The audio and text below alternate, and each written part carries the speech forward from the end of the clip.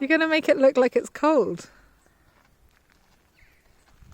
I'm going to have to put like a little message on being like, Frankie's in a coat, but it's actually lovely and warm.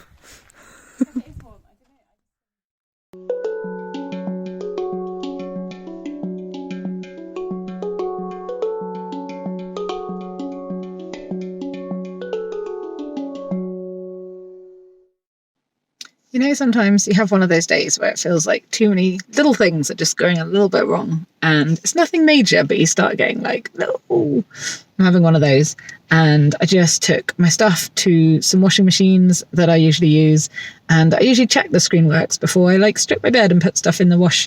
But I didn't, because they always work for me there. So I managed to do that, to put everything in the washing machine and then not be able to get the touchscreen working to make them work. And then I've just driven around the corner to fill up with fuel because I'm running low and it's starting to get a bit when I get to the near the bottom of the tank. The car doesn't like it. So was going to pull into that, and the diesel pumps seem to be out of action, at least at the one I can see. I'm going to go check out another one. Keep your fingers crossed for me that the Co-op has the damn donuts that I've been craving for ages, because that will make up for the rest of my day.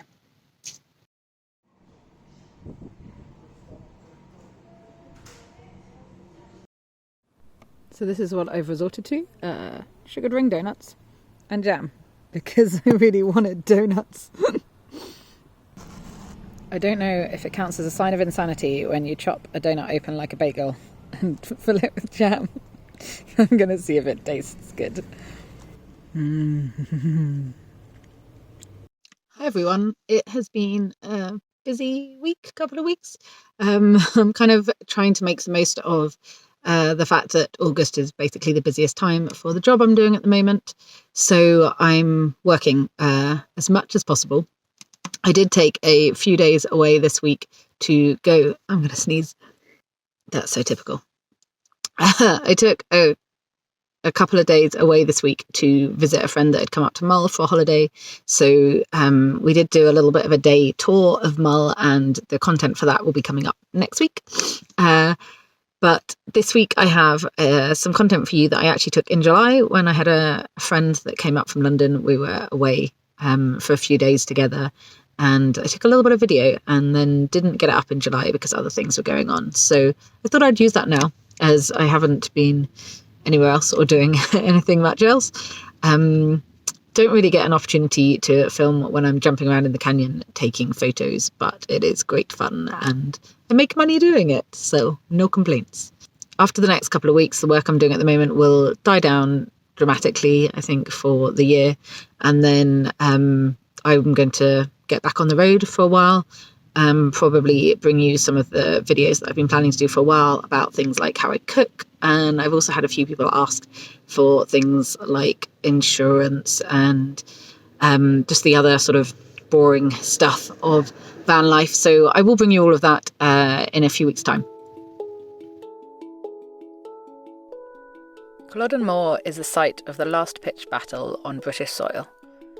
On 16th of April 1746, the Jacobite Rising fought the government army and were quickly defeated. Jacobite supporters were seeking to restore the Stuart monarchy to the British throne, which was under Hanover rule at the time.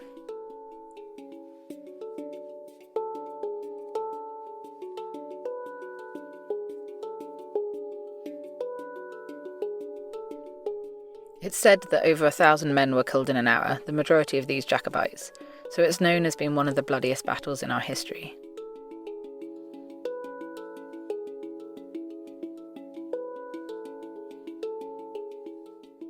If you're a fan of Outlander, you're probably familiar with this battle. If not, and you live outside of Scotland, you might never have heard of it. I find it strange how little Scottish history, even when it heavily involves the English, was taught to me at school. I grew up in England, and I really hope that the history taught to children in school now is slightly more rounded, but I don't recall learning anything about how Great Britain and the UK came to be, something you'd think was worth teaching children that are growing up in the UK.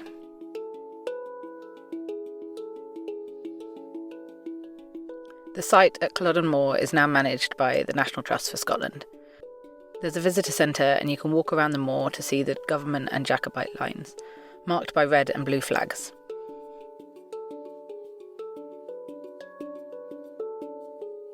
There's also stones left to remember the Scottish clans and Irish and French that fought alongside them.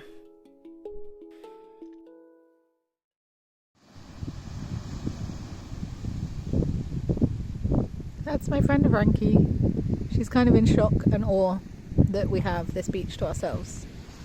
I mean, yeah, the weather's not amazing, but it's a Saturday evening. We've got some chips, and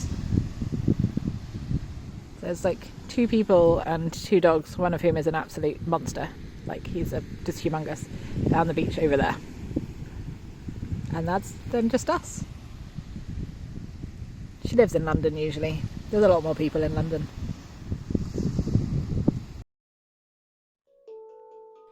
Clava cairns are a well-preserved Bronze Age cemetery complex of passage graves, ring cairns, curb cairns and standing stones. It's quite close to Inverness and just really stunning to see.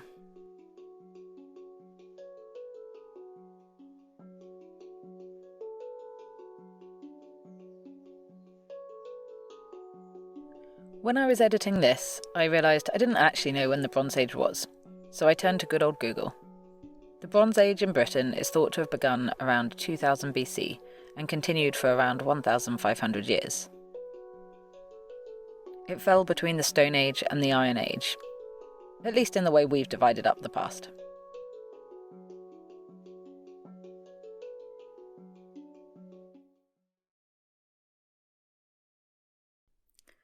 Frankie is a big fan of lighthouses, so we headed to the Lighthouse Museum in Fraserburgh, a slightly strange, though friendly, little seaside fishing town in Aberdeenshire.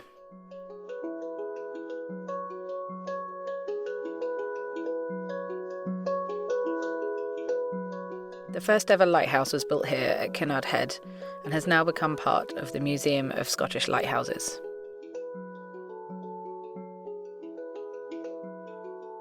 I've spent a fair amount of my life living by the sea, and so I'm used to seeing lighthouses, but I've never really stopped to consider how the light actually works, and seeing the traditional lenses that so many people relied upon before everything became electronic was really quite impressive. They also kind of look like works of art to me.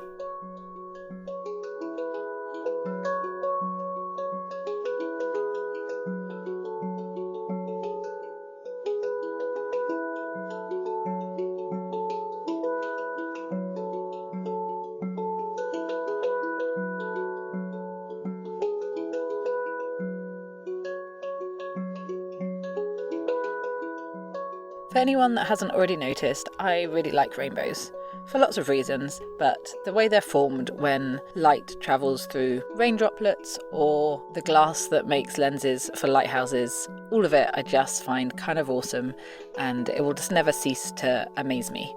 Physics is cool.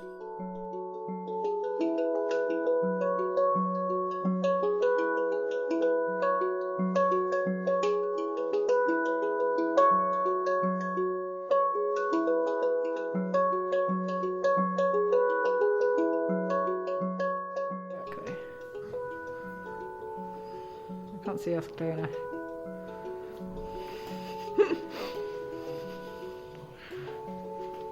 I know, I've gone out of it. How did that happen?